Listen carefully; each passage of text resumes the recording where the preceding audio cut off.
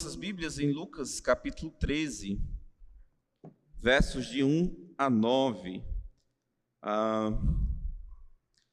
Semana passada falamos sobre ser luz, falamos sobre testemunho, e hoje vamos falar sobre a maior necessidade, a maior calamidade que existe na face da terra. Então peço que os irmãos abram suas Bíblias em Lucas capítulo 13, versículos de 1 a 9.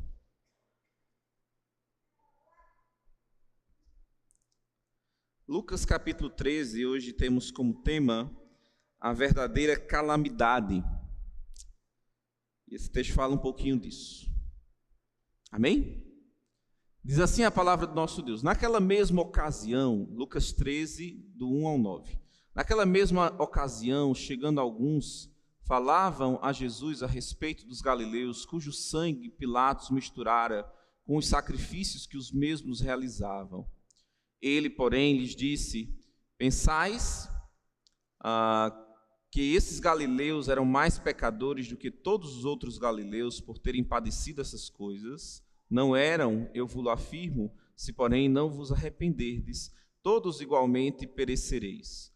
Ou cuidai que aqueles 18 sobre os quais desabou a torre de Siloé e os matou eram mais culpados que todos os outros habitantes de Jerusalém. Não eram, eu vos afirmo, mas se não vos arrependerdes, todos igualmente perecereis. Então Jesus proferiu a seguinte parábola: certo homem tinha uma figueira plantada na sua vinha, e vindo procurar fruto nela, não achou. Pelo que disse ao viticultor: há 3 anos venho procurar fruto nesta figueira e não acho, podes cortá-la. Para que está ela ainda ocupando inutilmente a terra? Ele, porém, respondeu: Senhor, deixa ainda este ano, até que eu escave ao redor dela e lhe ponha estrume. Se vier a dar fruto, bem está, se não, mandarás cortá-la. Amém? Senhor, te rogamos nessa noite pela tua graça, tua misericórdia, na compreensão da tua palavra, que eu não seja um instrumento que venha impedir isso, mas que o Senhor venha falar ao coração de cada um, que nada venha nos distrair, que o nosso coração esteja desejoso de querer saber o que o Senhor quer falar para as nossas vidas e aplicar ao nosso coração. Assim te oramos, em nome de Jesus, amém. Irmãos, verdadeira calamidade, né? Hoje eu tenho como objetivo levar os irmãos a perceber o amor de Deus, nos dando tempo e oportunidade de arrependimento, né? Então vamos dar continuidade às nossas parábolas, hoje trabalhando a parábola sobre a necessidade de arrependimento da figueira, né? Existem, irmãos, inúmeros problemas no mundo.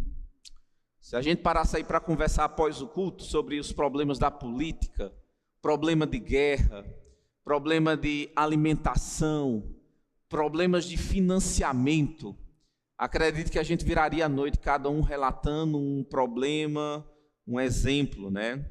Problemas sempre existirão até a volta de Cristo, né? Mas agora, por meio da internet, as informações sendo passadas de maneira instantânea e de abrangência mundial, a sensação que a gente tem é de uma ampliação, cada vez se torna maior, parece que cada vez mais tem mais problemas. É uma fala de alguém aqui que interfere na atitude de alguém do outro lado do mundo, né? E assim vice-versa.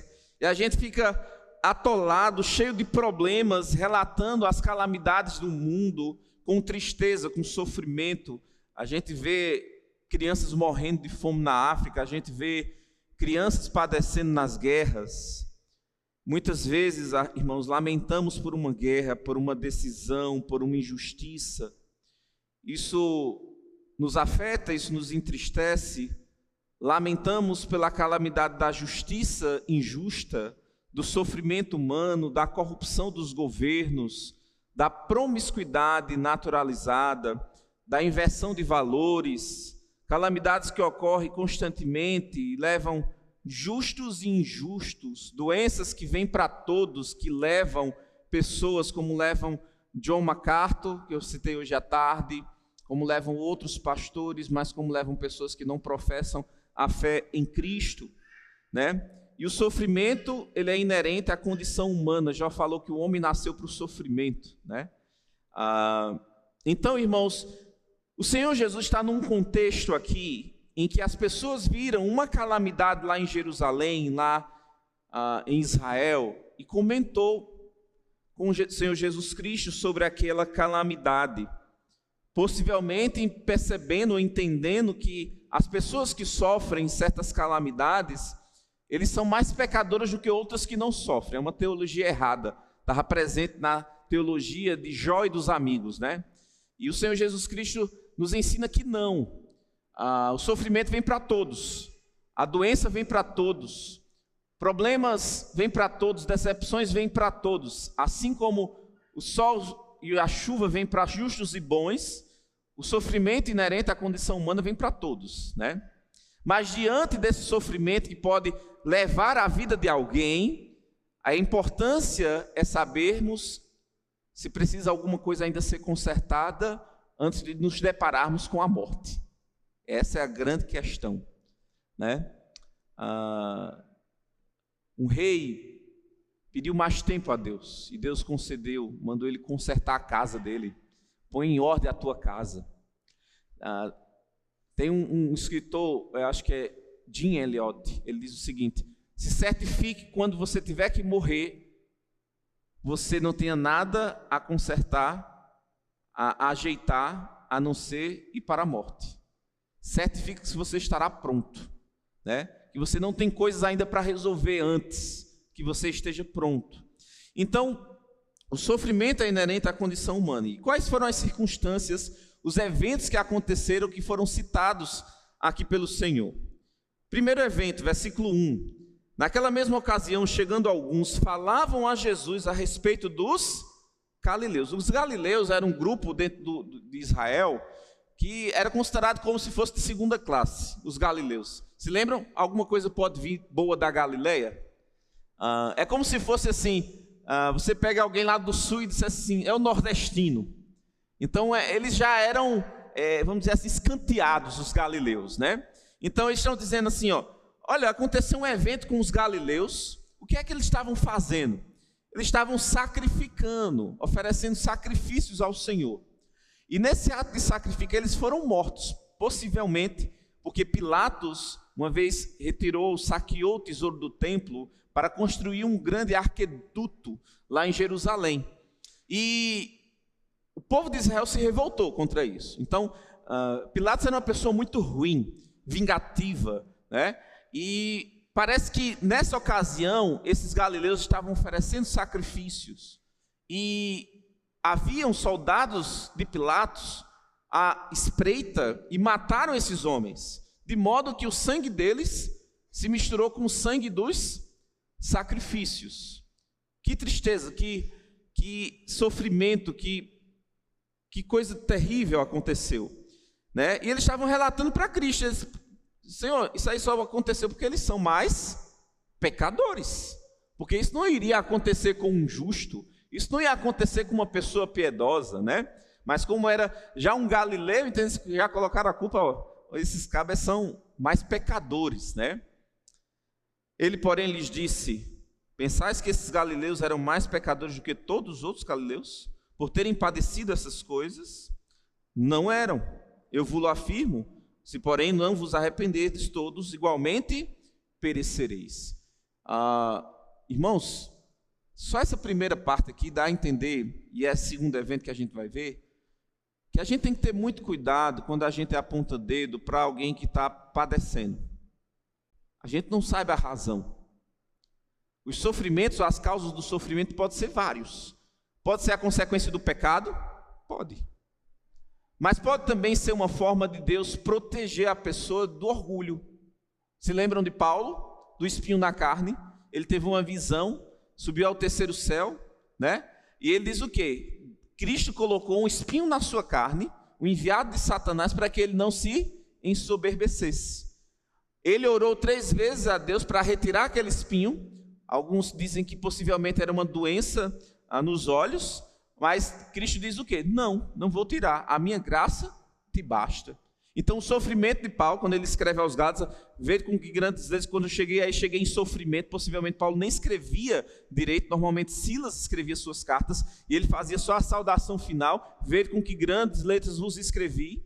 Então, notem o sofrimento do apóstolo Paulo. É porque ele era pecador, mais pecador do que os outros? Não. Era para protegê-lo do quê? Do orgulho, diante daquelas visões maravilhosas que ele teve. Então, pode ser isso. O sofrimento também é inerente à raça humana por causa da sua condição de pecado. O sofrimento veio na raça humana, então existe a morte. Justos e injustos morrem. Justos e injustos têm doenças, né? Então a condição humana nos leva ao sofrimento. Também temos o sofrimento consequência do pecado, ou seja, aquilo que nós plantamos normalmente colheremos, e colheremos o sofrimento muitas vezes. Decisões erradas nos fazem sofrer. Se você vai roubar, a consequência é que você padeça, sofra, né? Então existem as consequências das nossas ações.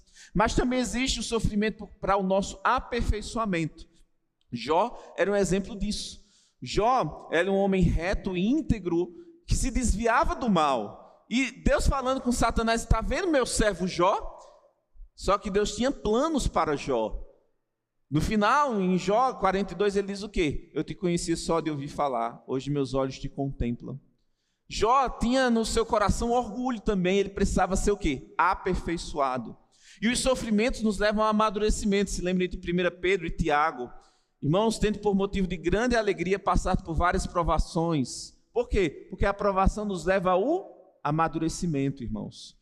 Então, certamente a gente não deve desperdiçar os momentos difíceis da nossa vida, mas aprender e nos aproximarmos mais do Senhor. Então, existem várias razões pelas quais as pessoas sofrem.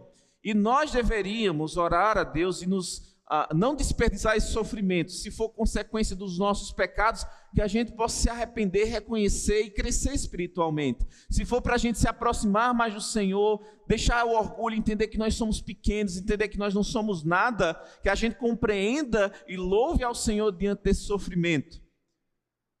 Então a gente tem que ter muito cuidado para a gente não apontar o dedo para aquilo que a gente não sabe, como os amigos de Jó. Você está sofrendo porque você tem pecado, confesse seu pecado, né? Então muitas vezes, irmãos, não é isso que acontece. O apóstolo Paulo padeceu várias coisas. Imagina a vida do apóstolo Paulo. O final da sua vida foi cabeça decepada. E aí você diria que Paulo sofreu o quê?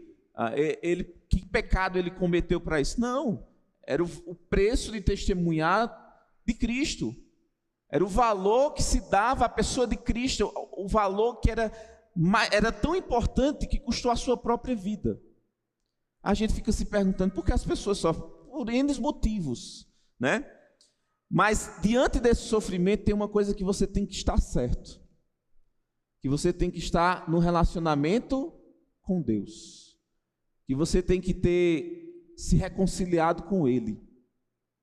Então ele diz: eu vos afirmo, porém, se não vos arrependerdes todos, igualmente perecereis. Segundo evento, versículo 4. Ou cuidais que aqueles 18 sobre os quais desabou a torre de Siloé e os matou, eram mais culpados que todos os outros habitantes de Jerusalém. Agora ele pega um evento, pessoas estavam trabalhando e uma torre desaba. Quantas pessoas você já não percebeu, por exemplo, naquele desastre que teve no Rio Grande do Sul? Incrédulos morreram, mas também crentes piedosos morreram, né? Muitas pessoas afirmavam: não, o Rio Grande do Sul tinha muito misticismo. Gente, crentes morreram lá. A questão é que, diante dessa situação, você estava preparado para se encontrar com o Senhor ou não? Às vezes a gente quer dar uma justificativa para o que a gente não sabe. Possa ser por causa disso? Possa ser, mas pode também não ser. Provavelmente não é, são desastres naturais que afetam justos e injustos. Mas quando afetam, a questão é: você está bem com Deus? Você vai se deparar com a glória eterna ou com o sofrimento eterno? E a resposta ao segundo evento, o Senhor diz no versículo 5: não eram. Eu vos afirmo, mas se vós não arrependerdes, todos igualmente perecereis. Eles queriam que Cristo tecesse comentários sobre Pilatos, Tecesse comentários sobre outros. Jesus Cristo, em sua sabedoria, uma vez perguntaram a um mestre judeu: por que toda vez que a gente lhe pergunta alguma coisa, você responde com outra pergunta? E ele respondeu o seguinte: e eu não posso? Né?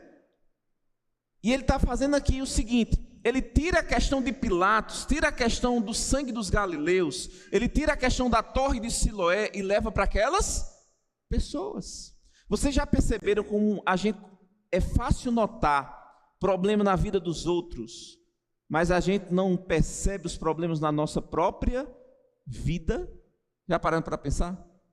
Como a gente enxerga pecado na vida dos outros, mas a gente não enxerga os nossos pecados? Como a gente diz que fulano tem que se arrepender, mas muitas vezes a gente está com o nosso pecado de estimação e a gente não se arrepende?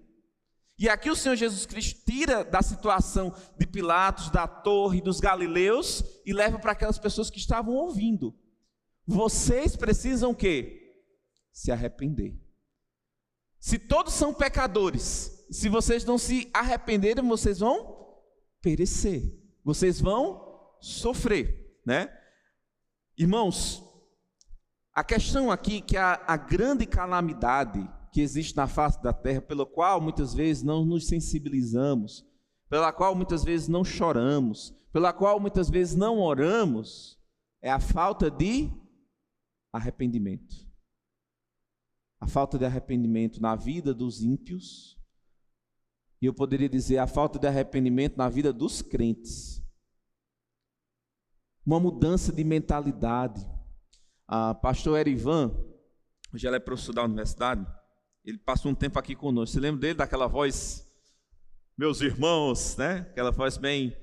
Ele passou um tempo aqui conosco, enquanto fazia o doutorado dele na UFCG, e ele fazendo uma pregação aqui, ele relatou uma tribo indígena, o que seria arrependimento para eles, porque o conceito de arrependimento, quando vai fazer uma tradução, é diferente, né? Então, o que esse conceito de arrependimento? Arrependimento significa mudança de mentalidade, mudança de atitude.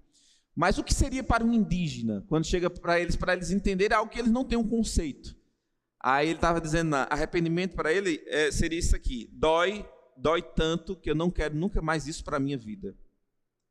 Você já se deparou com um pecado que você percebeu sua malignidade, sua carnalidade, que isso lhe doeu a alma e você teve um desejo: Senhor, eu não quero isso nunca mais para a minha vida?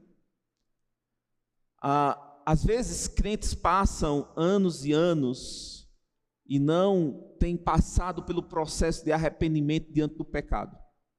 Às vezes pessoas adentram a igreja, se acostumam com a igreja, mas nunca passaram pelo processo do arrependimento.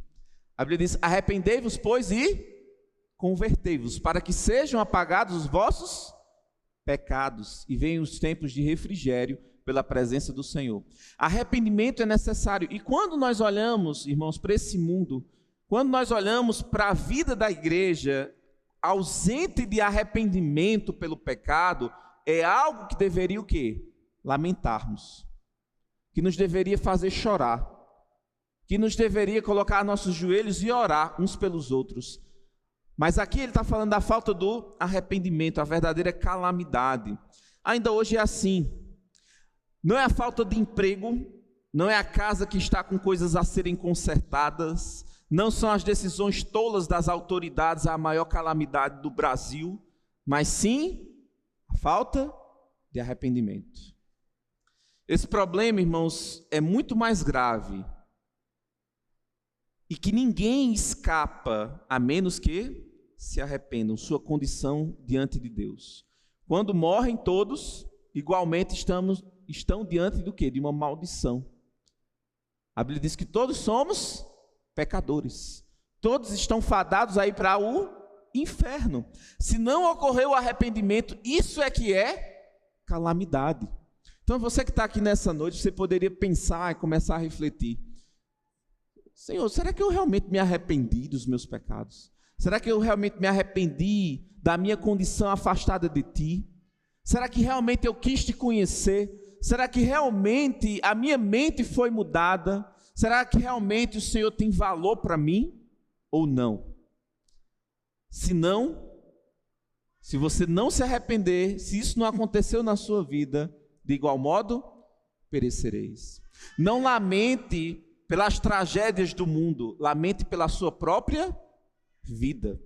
O maior desastre que pode acontecer é a gente viver essa vida, é a gente usufruir dessa vida, usufruir da graça de Deus e no final sofrer eternamente. Isso sim é calamidade, irmãos. Calamidade não são os problemas que nós temos no Brasil. A maior calamidade é falta de arrependimento. E a começar pelo povo de Deus. Um povo que muitas vezes não tem amado o Senhor, que tem se afastado do Senhor, né? Em termos de analogia do Senhor, eles precisavam resolver esse caso primordialmente, antes de enfrentar o juiz divino, antes que seja tarde demais. É interessante que isso está dentro de um contexto. No capítulo 12 de Lucas, versículos 58 e 59, ele fala sobre isso, sobre a necessidade de resolvermos nossa situação diante do juiz, antes de chegarmos diante dele. Observe o capítulo 12 de Lucas, versículos 58 e 59. Quando fores com o teu adversário ao magistrado, esforça-te para livrar-te desse adversário no caminho, para que não suceda que ele te arraste ao juiz, o juiz te entregue ao meirinho, o meirinho te recorra à prisão. Digo-te que não sairás dali enquanto não pagares o último centavo. O que é que ele está dizendo aí? Aproveita as oportunidades antes que você perca o tempo da oportunidade. Resolva a sua situação hoje, não deixe para amanhã. Então, se você está aqui hoje e você está diante da maior calamidade da sua vida, a falta de arrependimento, resolva hoje, não deixe para amanhã. Eis hoje o dia aceitável, eis hoje o dia da salvação. Sempre que ouvirmos a voz do Senhor, irmãos, nossa resolução, nossa solução dos nossos problemas deve ser o quê? Naquele momento. É não endurecer o coração à voz do Senhor. O Senhor, Ele nos dá, irmãos, oportunidades. E é aí que vai entrar a nossa parábola. Cheguem no versículo 6 do capítulo 13 de Lucas. O Senhor agora vai ilustrar essa oportunidade que Ele nos dá de resolver a maior calamidade que existe, a falta de arrependimento. E Ele ilustra as oportunidades que Deus nos dá com a figura, com uma parábola da figueira. Versículo 6. Lucas 13, versículo 6. Então Jesus proferiu a seguinte parábola. Certo homem tinha uma figueira plantada na sua vinha e vindo procurar fruto nela, não achou. Irmãos, vocês sabiam que tudo na vida tem um propósito? Qual o propósito do irmão Caldi plantar um monte de planta frutífera lá atrás? Qual é o propósito, irmão? Colher. A gente colhe muito maracujá, irmãos. Muitas vezes o suco que vocês bebem na hora do intervalo é maracujá daqui, né? Então tem pé de maracujá lá atrás, tem pé de manga, tem pé de goiaba, tem vários pés. E o propósito é qual? Colher. Esse é o propósito. Certo homem tinha uma figueira plantada na sua vinha e vindo procurar fruto nela, não achou. Pelo que disse ao viticultor: há 3 anos venho procurar fruto nessa figueira e não acho. Podes cortá-la para que ela ainda está ocupando inutilmente a terra. É interessante.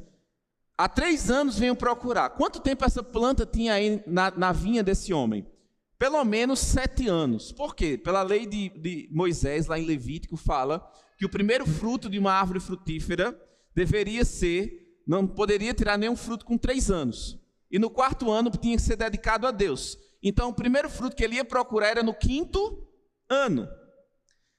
Se há 3 anos ele estava procurando, no 5º ano, 6º ano, 7º ano, já havia 7 anos que essa planta estava na vinha daquele homem.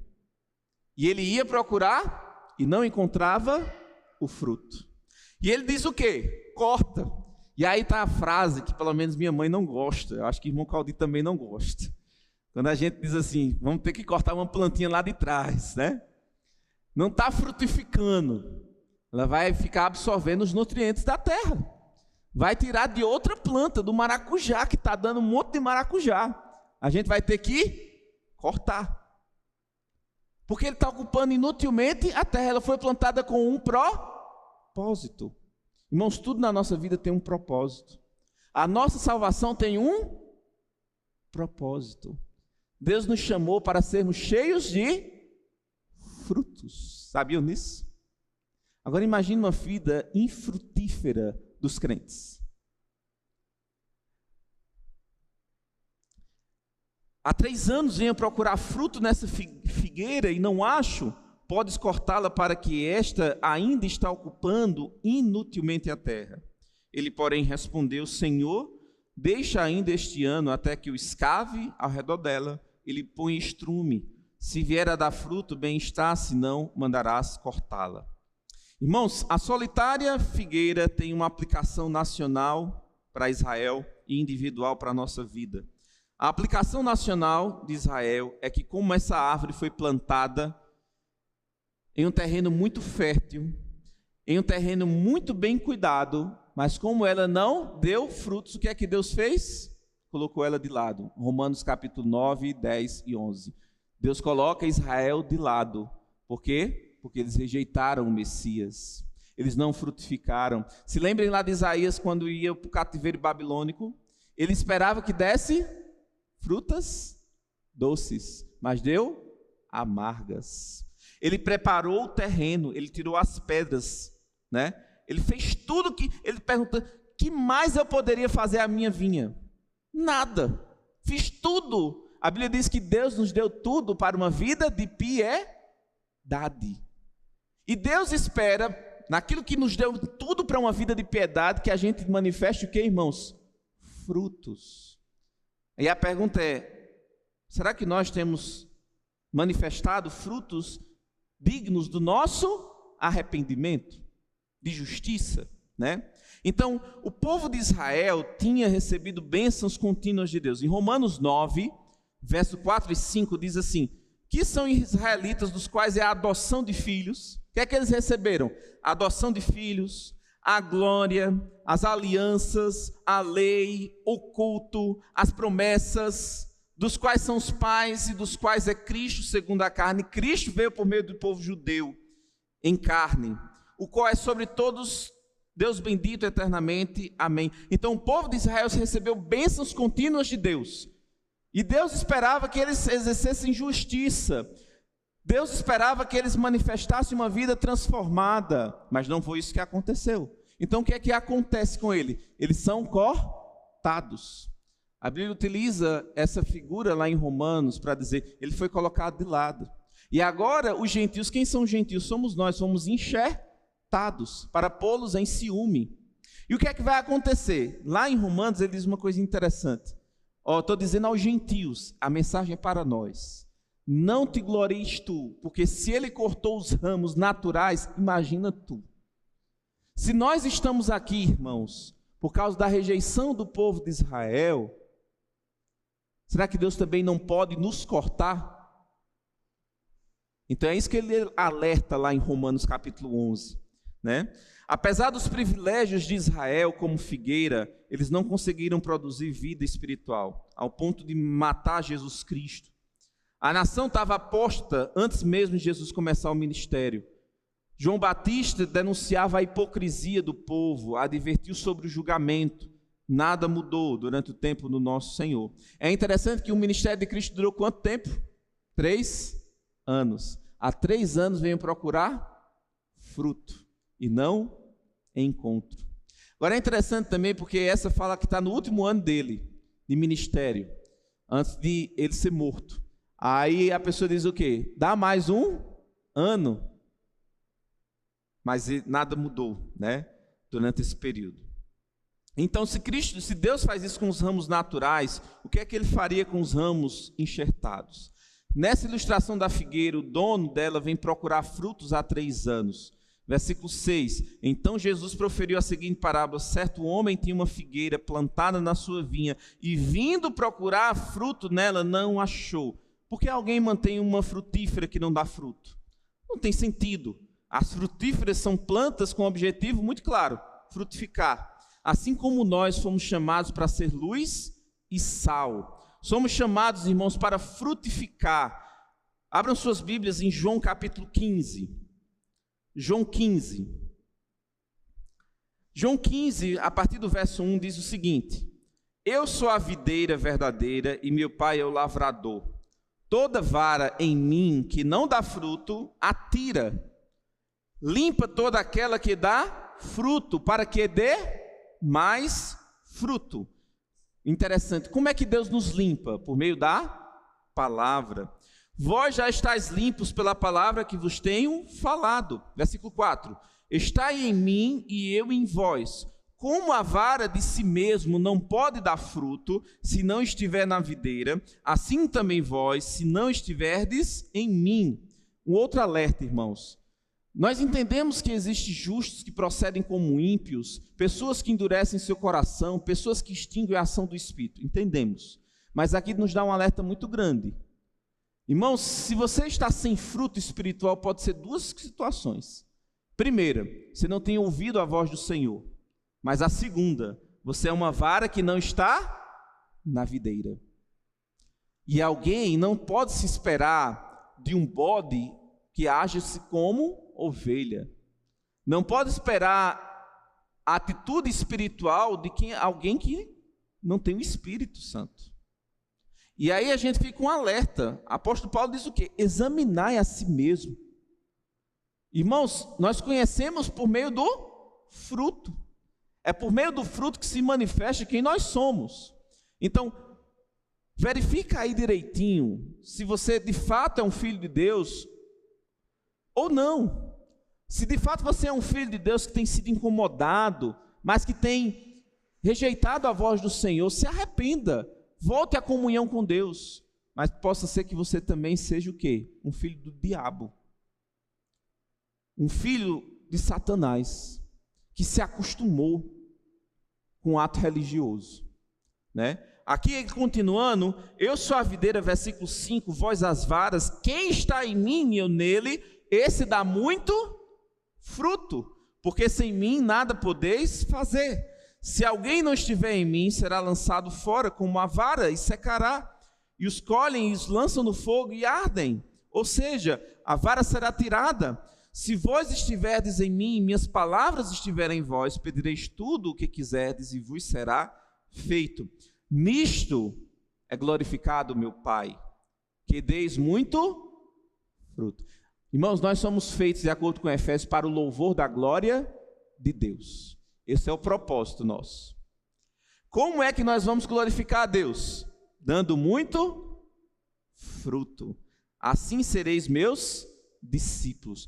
O discípulo de Jesus Cristo, ele dá muito fruto e glorifica o nome de Deus. Pergunta que cada um de nós deveríamos fazer: estamos frutificando? Se Jesus chegasse na nossa vida para colher os frutos, se lembra dos frutos do Espírito? O fruto do Espírito: paz, longanimidade, paciência, bondade, amor, domínio próprio, benignidade. Todo ano ele viesse na minha vida e eu visse ali ainda atitudes carnais, né? As obras da carne, e não visse o fruto do Espírito. Aí viesse no ano seguinte, vamos ver agora se Voltaires mudou. Continua do mesmo jeito. E vamos agora no ano seguinte, vamos ver se Voltaires mudou. Do mesmo jeito. Aí eu vou ser misericordioso, vou dar mais um ano a ele. Nada mudou. Ele está ocupando inutilmente a terra. Filho, vem-te embora, está fazendo muita besteira. A disciplina amorosa de Deus. Nós glorificamos a Deus, irmãos, como somos cheios de frutos de justiça. Crente, filho de Deus, deve frutificar. Deve ser visto o efeito de Cristo na vida daqueles que foram resgatados por Ele. Observe o versículo 16 de João 15.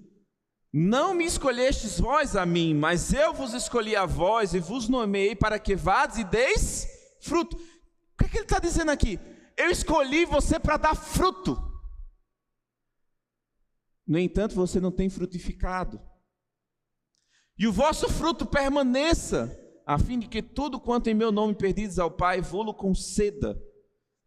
Irmãos, eu não sei como é a vida de oração de cada um aqui.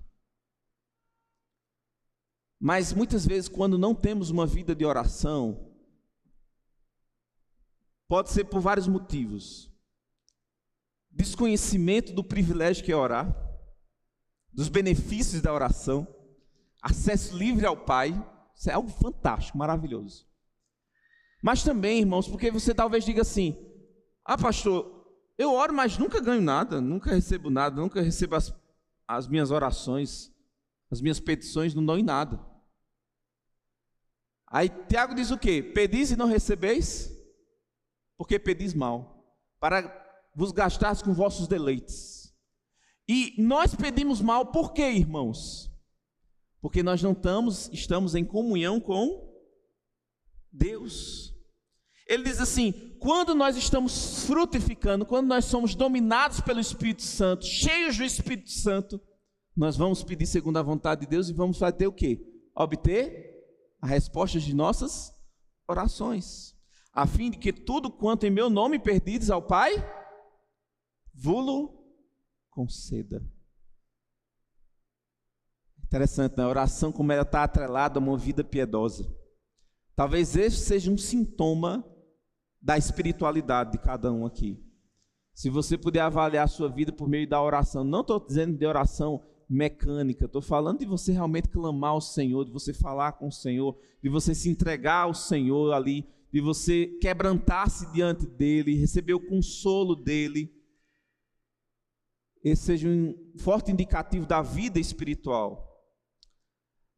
João Batista, lá em Mateus 3, versículo 8, fala sobre fruto, resultado condizente ao arrependimento. Mateus 3,8 diz: produzi, pois, frutos dignos do arrependimento. Olha só, é interessante porque a parábola fala sobre arrependimento. Irmãos, imagine só, eu tenho identificado um pecado na minha vida. A maledicência, vamos dizer assim, a fofoca, é um exemplo. Aí você identificou o pecado. Você sabe que aquilo não agrada a Deus. Você sabe que aquilo promove divisão, separa os melhores amigos, sabe que a Bíblia condena. Você se arrepende, você se entristece por aquilo. Você se quebranta diante de Deus, confessa.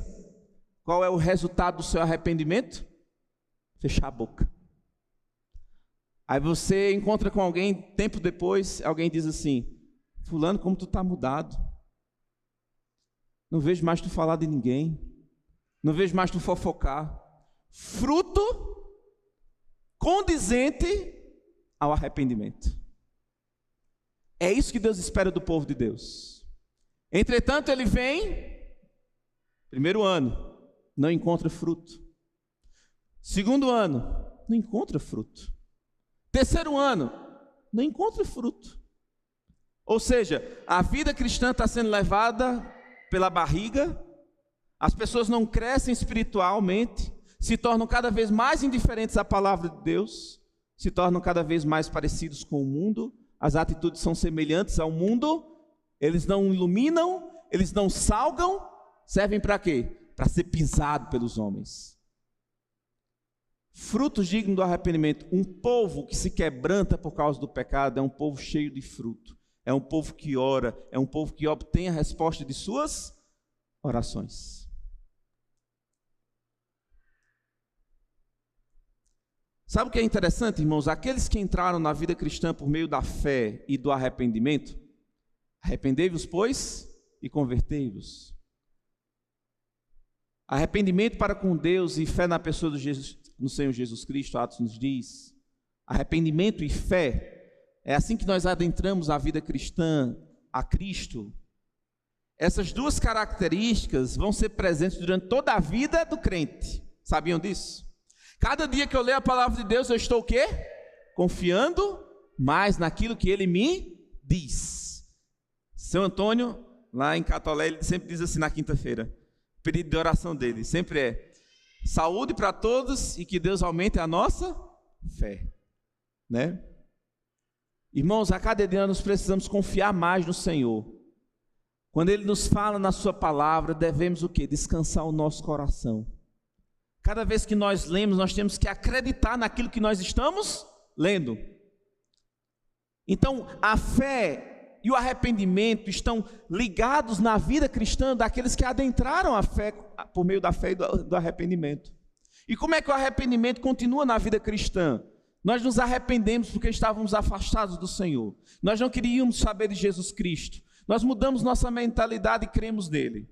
Mas agora Ele vai começar a trabalhar e despoluir o nosso coração. Por meio de quê? Uma santificação, uma obra de santificação. E como é que existe essa obra de santificação? Através do arrependimento, através da confissão, através da mudança de vida. Então, uma vida piedosa, irmãos, ela é caracterizada por arrependimento constante. Todo dia nós pecamos. Tem alguém aqui que não peca? Se não tem, tem alguém que não peca? Amém. Quer dizer que você não está mentindo, né? Mas todo dia nós pecamos. Você se arrepende por aquilo? Você se arrepende pela fala grosseira com seu cônjuge? Pela fala injusta com seu filho? Pela resposta arrogante aos seus pais? Você se arrepende disso? Você se arrepende porque amanheceu o dia reclamando das coisas que tem na sua casa? Meu irmão, é assim que é o trabalho de santificação, irmãos. É no dia a dia. É quando você não tem paciência, que você responde de maneira grosseira, que você deveria ir a Deus em arrependimento.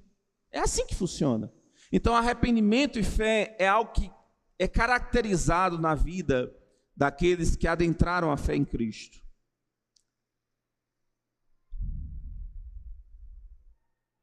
No verso 8 e 9, vemos a misericórdia do Senhor, dando a oportunidade de mudança. Lucas 13, versículo 8 e 9. Ele, porém, respondeu: Senhor, deixa ainda este ano, até que eu escave ao redor dela e lhe ponha estrume. Se vier a dar fruto, bem está, se não, mandarás cortá-la. Aqui na parábola, irmãos, havia mais um ano de oportunidade para a figueira. O que é que aconteceu com a figueira? Fica uma pergunta em aberto, né? Quando você lê Jonas, você sente que falta alguma coisa em Jonas, no final? Quando você vê Jonas lá olhando para a cidade, se arrependendo, ele querendo que a cidade se queimasse, né? E lá fica uma pergunta em aberto em Jonas. Aqui também fica uma pergunta. Jonas se arrependeu? Essa figueira que voltou a produzir fruto, a gente fica se perguntando. Irmãos, a questão a ser respondida não é o que acontece com a figueira, mas o que é que está acontecendo conosco diante das oportunidades que Deus tem nos dado. Você já parou para pensar quando não terá mais oportunidade? Eu poderia investir mais minha vida, meu tempo na obra do Senhor. E você fica com aquilo na mente e passa ano, e assim você não faz. Vai chegar um dia em que você vai ter mais oportunidade de servir ao Senhor nessas condições que nós estamos aqui, diante de um mundo corrompido, diante de um mundo que precisa de testemunho, diante da nossa carnalidade, vencendo as lutas contra a carne, contra os desejos da carne. Vai chegar um momento que essa oportunidade vai acabar. O nosso legado para os outros, os exemplos que outros deixaram para nós, que nós poderíamos deixar para a geração futura, vai acabar. A oportunidade, né? Deus procura frutos. A hora de se arrepender é hoje, é agora. Será que você já se perguntou, será que Deus já fez isso comigo? Como Ele fez com essa figueira? Será que Deus olhou para a minha vida, pegar um exemplo aqui, Fabrício, e Deus vem procurar em vida de Fabrício mudança, e não encontra, e vem procurar mudança, e vamos dizer, Fabrício tem mais um ano, será que você já pensou desse modo? É extremamente, irmãos, se a gente começar a crer dessa forma, é radical a mudança na nossa vida. Talvez essa possa ser a última oportunidade que Deus dá para alguém. Tanto de recebê-lo como Salvador, como de voltar a ter comunhão com Ele antes de ser disciplinado pela sua mão. 1 Coríntios 11. Se julgássemos a nós mesmos, não seríamos julgados pelo Senhor. Mas quando julgados pelo Senhor, somos repreendidos para não perecer como o mundo. Deus nos dá chances. Você deveria se perguntar: estou ocupando inutilmente ou produzindo fruto para a glória de Deus? Só existem essas duas situações. Ou estou produzindo fruto, ou estou ocupando inutilmente. Diante dessa situação, a maior calamidade que nós poderíamos dizer, irmãos, não é o que está passando na política, talvez seja o que está passando na nossa vida espiritual. Ter o conhecimento do santo, ter o conhecimento da vontade de Deus e rejeitar a Deus. É muito pior um crente que não quer ouvir a voz de Deus do que um ímpio que vive de maneira ímpia, né? É muito pior rejeitar a Deus desse sentido. Então, que nós possamos entender o que de fato é importante. O que muda uma sociedade, irmãos, não são estratégias, são vidas transformadas. Vidas que exalam bom perfume, vidas que iluminam, vidas que são um farol para esse mundo corrompido e tenebroso. Você está sendo isso, você está sendo frutuoso ou não? Está vivendo de maneira inútil sobre essa terra, parecendo com o mundo, vivendo como o mundo ou produzindo frutos para a glória de Deus. Essa é a verdadeira calamidade. Igrejas que não se arrependem, membros que não se arrependem, pessoas que não vivem para a glória de Deus. De igual modo, perecereis. Vamos orar ao Senhor nesse instante. Fechem os olhos, curvem a cabeça. Graças te damos, Senhor, pela tua palavra, que possamos individualmente avaliar a nossa vida diante de ti. Que possamos avaliar as oportunidades que o Senhor nos dá de tomarmos decisões, de termos frutos condizentes ao arrependimento dos nossos pecados. Auxilia, ajuda cada irmão aqui a viver para a tua glória, cheios de fruto, glorificando o teu nome, se tornando discípulo, tendo uma vida de oração. Que nós não possamos olhar para a vida, para os desastres desse mundo e apenas comentá-los, mas nesses desastres avaliar a nossa vida, como tem sido o nosso dia a dia contigo, como tem sido as oportunidades, as exortações que o Senhor nos dá, que muitas vezes temos rejeitado. Nos ajuda a entender, a compreender tua palavra e viver de modo a glorificar o teu nome. Abençoe a vida de cada um, que possamos ser sempre árvores frutíferas, exalando o bom perfume de Cristo no meio dessa geração corrupta e maligna. Assim te oramos, em nome de Jesus. Amém. Amém? Amém? Amém. Deus abençoe. Estamos despedidos. Até quarta-feira, se Deus assim nos permitir.